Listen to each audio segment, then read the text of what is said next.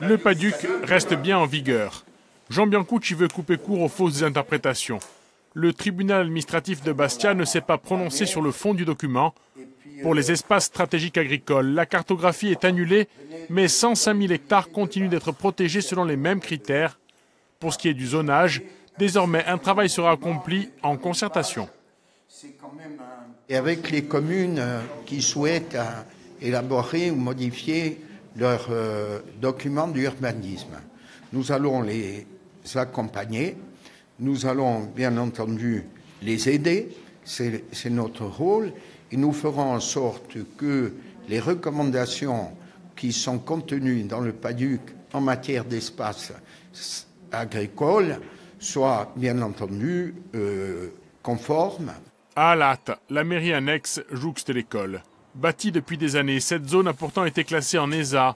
Le maire s'en étonne, d'autant plus que le PLU consacre 25% de terres agricoles, soit plus du double de ce que prévoit le PADUC. Étienne Ferrand estime que le moment est venu de clarifier la situation. Quand j'ai découvert la carte de la stratégie agricole, je vois qu'il y a des espaces agricoles qui, à mon sens, sont stratégiques sur ma commune, qui ne sont pas dans la carte du PADUC. Et par contre, on me met des espaces stratégiques dans des endroits qui sont urbanisés, où il y a des maisons, etc.